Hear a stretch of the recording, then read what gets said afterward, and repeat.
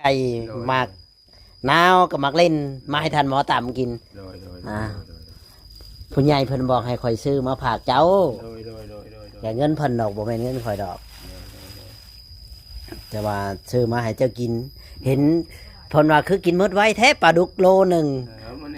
มื้อคืนเดียวก็บ่คุ้มเอาแล้วท่านหมอกินหลายแท้แม่นแจกชาวบ้านนำบ่นี่พอแล้วมื้อนั้นช่องโตแล้วมันก็ปีรันเว้าชื่อเว้าเรื่องทุกผู้ละตัวต้มเดี๋ยวน้อง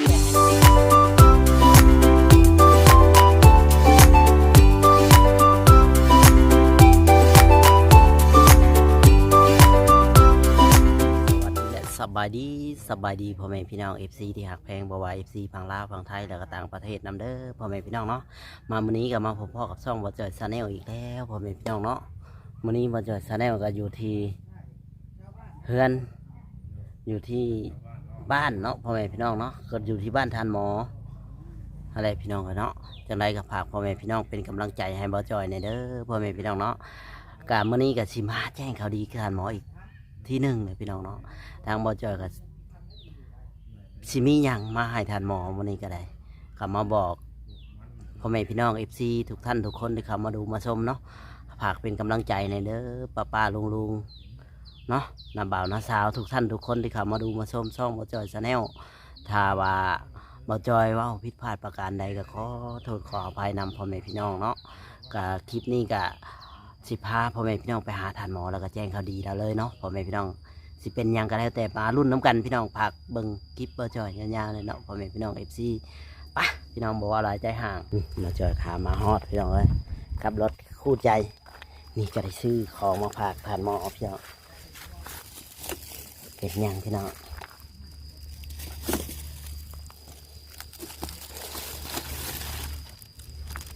หมากฮูแล้วก็หมากนาวหมากเล่นพี่น้องทางแม่เพิ่นบอกให้ซื้อเนาะเราก็ได้ซื้อมาให้เพิ่นมาตำกินนั่นแหละเนาะก็บ่ได้ราคาดีอย่างมากมายหรอกพี่น้องเลยกับปิ้งไก่2 ไม้พี่น้องเลยโอ้เป็นตาแซ่บเลยพี่น้องเลยเนาะทางบ่จ่อยก็ได้มาไปเบิ่งเพิ่นว่าเพิ่นปลูกหรือว่าผักหรือว่าเพิ่นยังบ่ได้บ่งไว้พี่น้องเลยไปเบิ่งกันป๊อด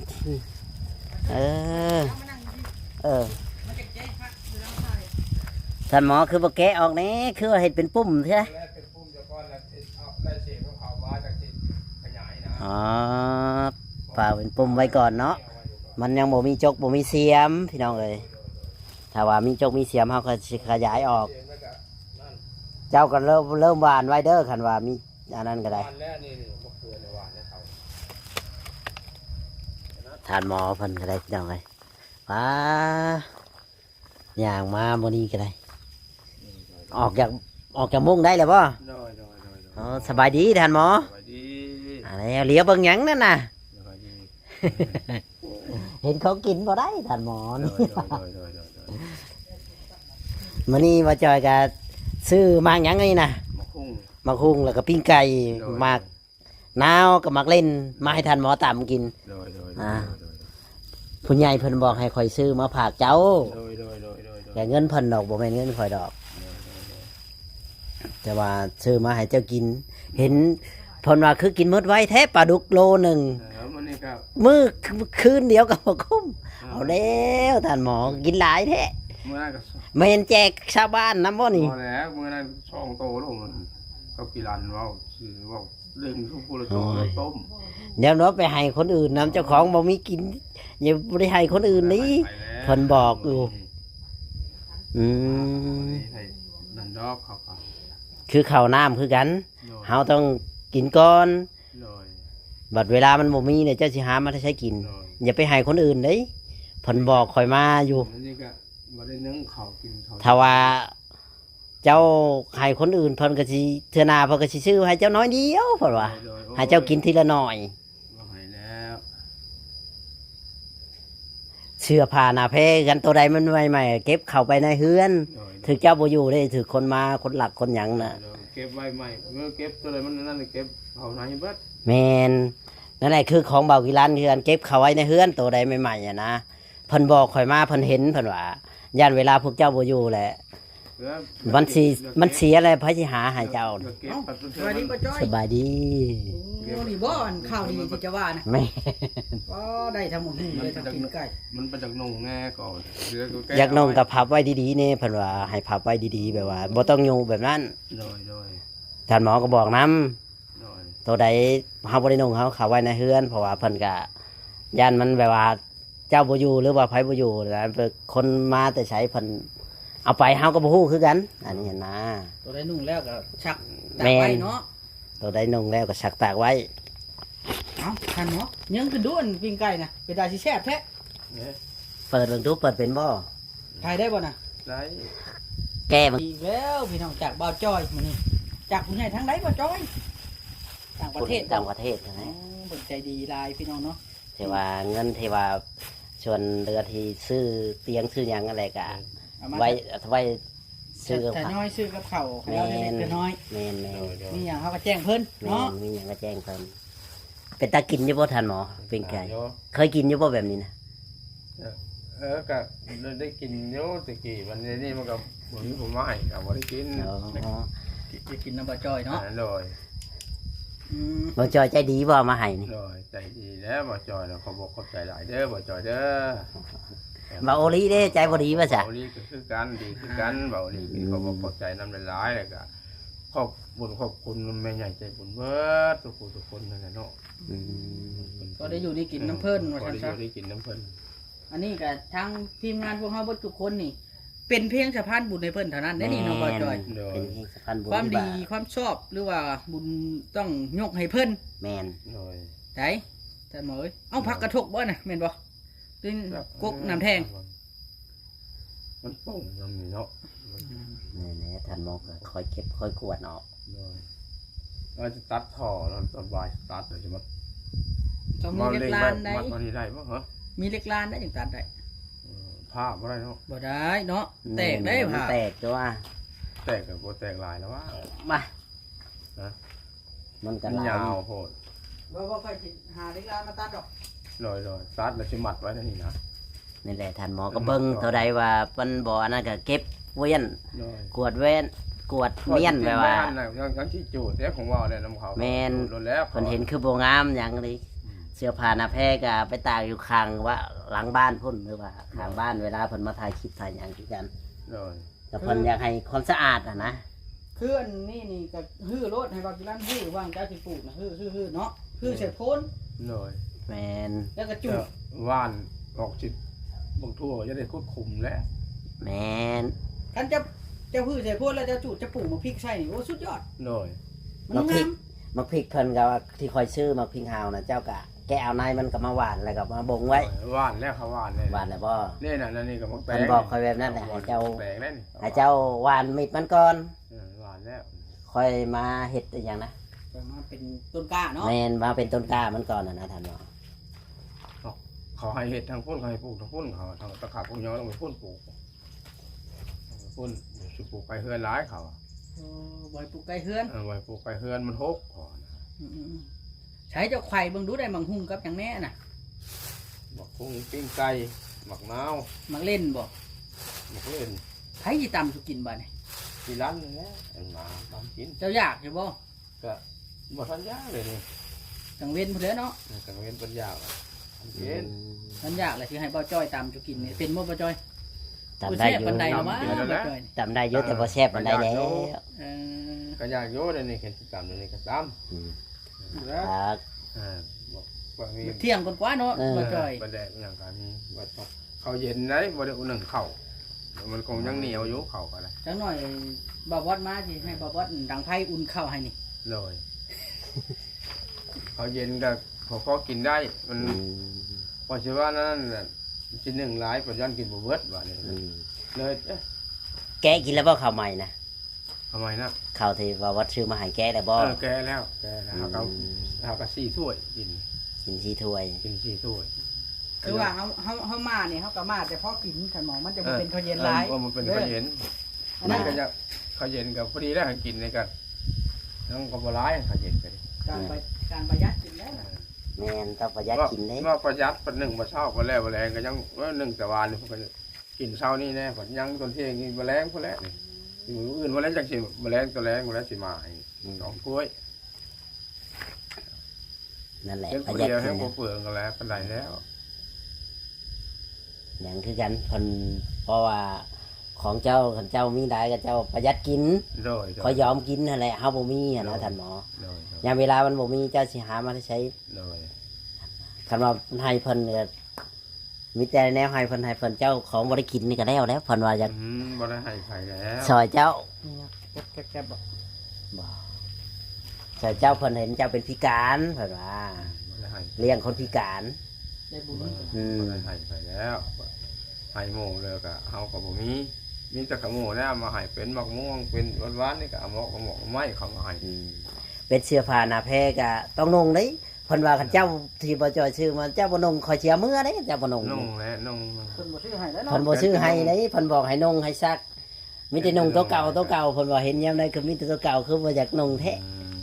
เปลี่ยนนุ่งแน่สลับเปลี่ยนซักน้ำนั่นนะ สักไว้สักปากไว้ ชาวเพิ่นเทื่อหน้าเพิ่นบ่ซื้อให้เด้บ่นุ่งบ่หยังมีแต่ โดย ใส่แต่ตัวเก่า ใช้เสื้อจะซื้อมาให้แล้วนุ่งจักเสื้อแล้วจักโต๊ะจะซื้อมามื้อน่ะ สอง สาม สอง ก็สิเอามาให้เรานุ่งได้เดี๋ยวนี้จังหน่อย อยู่ไหนเอาไว้อยู่ไหนเบิด ยกคลิปนี้สิให้เราเปลี่ยนรถ แม่นเปลี่ยนนุ่งในท่านหมอชักเพิ่นอยากเห็นน่ะนะเพิ่นชื่อเพิ่นก็อยากเบิ่งว่าแนวใดเสื้อที่ว่าจอยชื่อมาให้งามซำใดว่าถูกใจท่านหมอประมาณใดหั่นนะ ว่าเอาไปให้คนอื่นเบิดละบ่เนาะ แม่นเพิ่นอยากฮู้อยากเห็นน่ะนะท่านหมอ อยู่ไหน หรือว่าเจ้าต้องนุ่งเด้ให้เพิ่นเห็นน้ำไว้เวท โดย อันนี้ก็มีแต่ตัวเก่าแม่นหยังดอก โดยวันนี้เปลี่ยนใช่ อืม จะเลยโอ้ทันหมดจะเลยเปลี่ยนขึ้นไปหลายอันหลายอย่างเปลี่ยน เ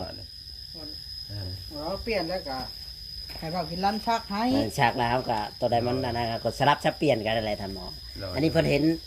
ตัวเขียวนี่นุ่งเมื่อวานนี่ก็นุ่ง ตัวเขียวนี่นุ่งหวานนี่บ่ แม่น หนูวัน นั่นดิตั้งแต่เมื่อวานนี่ ยังไม่ได้เปลี่ยนมัน ฮันดี ต้นชาแตงอ่อนเนาะ อาบอยู่บ่น้ำ ครับ เพิ่นว่าอาบน้ำถูแควหูสบู่พี่ช้างเพิ่นก็ซื้อมาให้แล้ว นั่นแหละอาบน้ำผมนี่วันนั้นอาบวันนี้อาบตอนเช้า อันนี้มื้อนี้ยังบ่ได้อาบ ยังมัน โอ้ย นอนฮักกันซื้อ ฉะมันก็บ่หมดจักเทื่อเด้เพิ่นว่าก็บ่อาบบ่ได้เพิ่นบ่ซื้อเด้เทื่อหน้าเพิ่นว่า อาบ บ่ใช่บ่หยังเพิ่นซื้อมาให้แล้วเพิ่นบ่ใช่แม่นเพิ่นมักคนสะอาดได้ท่านหมอ ดูแลตัวเอง โดย เพิ่นว่าสิมีออร่าจับเพิ่นว่า โดย เจ้าต้องเฮ็ดตามเด้ท่านหมอเอ้ย โดย ไผสะอาดกับเจ้าของสะอาดระหว่าง นะ คนอื่นสิสะอาดนํเจ้าว่าซั่น โดย เพิ่นอยากให้เจ้าสะอาดก็ย้อนเพิ่นซื้อมาหยังมาให้อะแล้ว หรือว่าเจ้าบ่อยากได้บ่ สะอาดนั่นแหละ ห่านบ่อยากสะอาดจ้า นี่ก็ไข่ในเด้นี่เว้นว่าเราเบิ่งไข่ก่อนตะกี้ตัวกันไข่ในนึง นั่นแหละเพิ่นเห็นว่าอยากให้เจ้าทำเฮ็ดอาบน้ำอาบในสะอาดสะอ้านเจ้าบ่อยากรอบ่เนี่ยนี่นะฮะ นี่คือไปอาชีพวิไผ่ ในได้เรื่องเงินน่ะไปให้เขาแล้วบ่แล้วแล้วบ่อ๋อ แล้วนี่เล่นสีมาเลยวัน เขาเอาเป็นเรียบร้อย ไปเรียบร้อยแล้วเราไปที่จะไปเนาะเราไปแล้วมาปลดไวๆแล้วก็ดีค่อย เฮาได้ให้เฮาก็วิทย์ไปเฮาก็มีความสุขขึ้น ๆเลย เฮาบ่เรื่องเงินเรื่องคำเฮาบ่มีปานนั้นมันหักสิมีทำหลังดอกมันบ่ยากดอก โดยแล้ววัน อื นี้ ม ปลดวันแล้ววันนี้ดีใจวันนอนก็รับ นอนก็รับแล้ว บอกอีกบอกคันนี้หยังบัด มีแต่แน่สิได้ได้ท่านหมอ โดย ดีท่านหมอนี่มีแต่ข่าวดีตลอด โดย ยิ้มไว้ นี่ก็5-6 คนคนว่านี่โย อืม มาถามคนเป้กับผมมีแล้วเนาะมาทำเหตุอย่างไรมาถามชื่อยาชื่อยานี่มาจากสาระกับยาอย่างนิดน้อยเนี่ยว่ะบ่มีแล้วว่ะเอามาท้อนเขาบ่มีว่ะเหตุอย่างวันได้บ่มีขึ้นบ่มีฮอนแล้วว่ะ เฮ็ดให้ได้ก่อนให้เจ้าแข็งแรงก่อนอย่าว่ามันน่ะ ร้อน นะ ว่ะเขาไปให้ไปนาโอ้ยเราอะมัน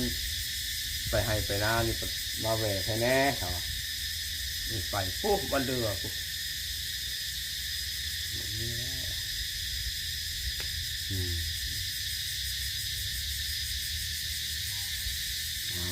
คน7 คนนี่แหละมัน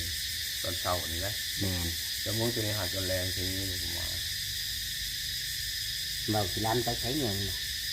จ้ะมากินข้าวกับหน่อไม้นั่นไปเราไม่ได้บอกนะบอกกับประธานบอกว่าประยันหมองประโยชน์โตแล้วก็ว่าอย่างกินข้าว ถ้าสิมาถ่ายคลิปเพิ่นคือบ่อยู่เป็นหยังก็บ่อยู่ ไปหาจ้างฟัดมันคนเด็กรับมันเขาหมดเลยว่าไปใหญ่มาไอ้ที่บอกที่ไปหันไปนี่เด้อตัวบอกบอกไปยาจะว่าประยันพิษ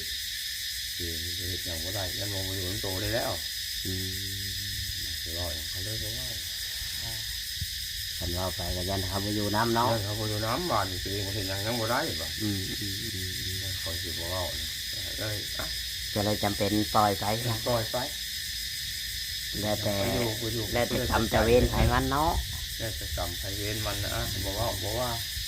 มีกินจะกินว่ามีเนี่ยก็อยู่แล้ววันนี้นะเข้าป่ะมันบ่หนึ่งแล้วก็ย่าเป็นข้าวเย็นนี่แหละจะกิน ยันครับคนหนึ่งเขา เรือว่า ให้ ไปยันไปนี่ตามมายันไปยันแบบลำมันเขาที่บอกว่ายันบอกให้ไปบอกเอง แม่นบ่ เออ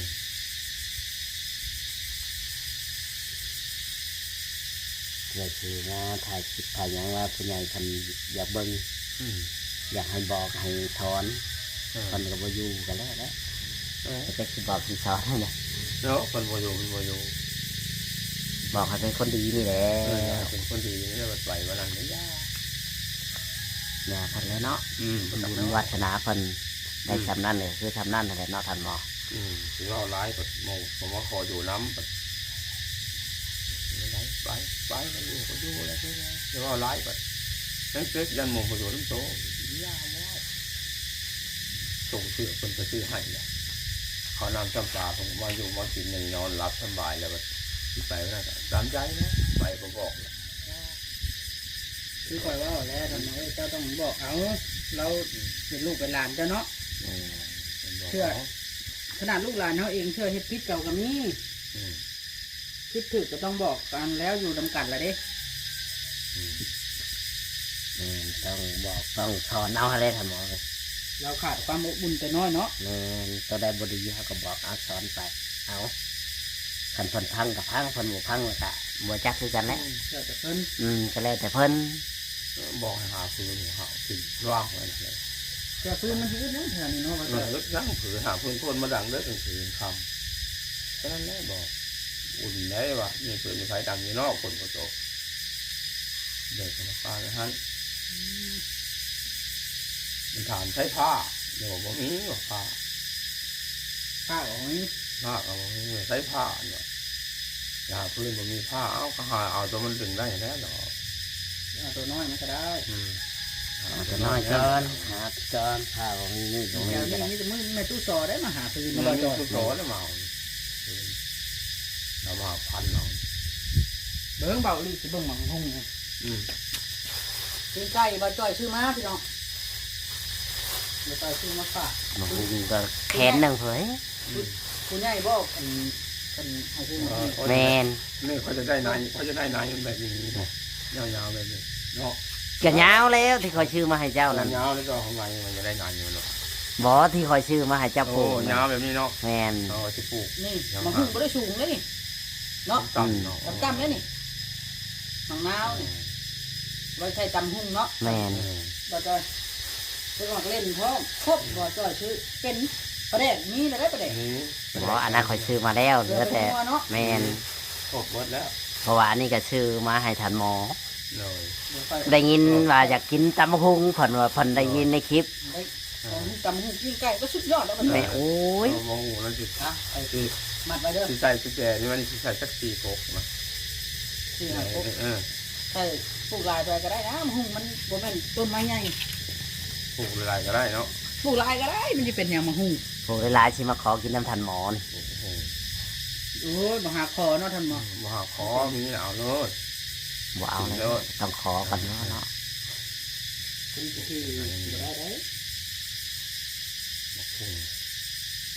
มีมักแปลงใน2 ปุ่ม 3 ปุ่มแล้วเนี่ย เอาไว้บอนคอยยังชีมีแนวเห็ดให้จะได้ทันหมอไว้เบิ่งก่อนอย่าไปปลูก เราได้มีแนวเห็ด เนี่ยน่ะในปลูกสมบอนนี่แหละน่ะแปลงเอาก็ปลูกสมบอนนี่ นี่แปลว่าที่บางอันเท่ากันแนะนำทางหลังไม้เนาะ แม่นบางอันเฮากันในน้ำทางหลังไม้ว่าให้ปลูกแบบนั้นแบบนี้ บางอย่างแนวบ่ทันได้มาแล้วผู้ใหญ่เพิ่นเว้าไว้แล้ว แม่น เขาบ่อยากเว่าออกกล้องเนี่ยมันเป็นเฮาบ่100%เนาะ แม่นเฮายังบ่100%เฮาก็ยังว่าบ่ได้ แค่ว่าบ่ให้ปลูกตัวที่จริง ปลูกบ่ให้ปลูกใส่ทางย่างได้ ๆแม่น เดี๋ยวปลูกกับขันนี่ ดีเอาไหนมักแตงว่าปลูกเปื้อขึ้นเก็บกินมักแตงอีกจุ่มจะทางออก มักแปลงเนี่ยเอาแปลงไทยเนี่ยก็จะว่าน้องก็เป็นตาที่นั่นวะ แบ่ใช้สิมา แม่บ่มีแม่บ่มี ชวนเจ้ามีหัวเลยเนาะนี่ย่านยังแบ บ้าน คือเฮือนเบาลี่นี่แบ่เข้าอยู่หั่นนะ ก็คุยกับท่านหมอก็โดนเติบเลยเด้บอกเลย เออ มาเจอกันจบคลิปก่อนคลิปนี้ก็ได้ไป เดี๋ยวพอจบนะเดี๋ยวจบพร้อมกันเนาะ โดย บ่ใจจบก่อนบ่ จบก่อนแล้ว อ๋อ มาเจอกับผมมีหยังหลาย ให้อันท่านหมอขอบคุณผู้ใหญ่ ขอบคุณผู้ใหญ่ใจดีเนี่ยท่านหมอ เด้อแม่ใหญ่ใจดีนี่จ้ะขอบบอกขอบใจหลายขอบคุณเด้อความเสียใจจะได้ความไกลใจดีเด้อแม่เด้อให้เจ้าใจดีมีแห้งมีเงินเงินยาวหมันเด้อพันปีอย่าได้ป่วยเด้อแม่เด้อ นี่ล่ะเป็นชื่ออาหารให้ แม่น เนาะฮะหมอจ้อยจบคลิปก่อนเลยก็ได้จังหน่อย เดี๋ยวว่า จบ เจอขอจบคลิปไว้ก่อนเนาะถ้าว่าผิดพลาดประการใดก็ขอโทษขออภัยนำพ่อแม่พี่น้องFCทุกท่านทุกคนที่เข้ามาดูมาชมเนาะช่องหมอจอยชาแนลฝากพี่น้องเป็นกำลังใจหน่อยเด้อฝากขอบุญขอบคุณทางแม่ใหญ่ใจดีเพิ่น โดย ที่มาช่วยทันหมอมื่อนี้ก็ได้พี่น้องเลยเนาะจ้ะสวัสดีเลยสบายดีทันหมอ ที่ โดย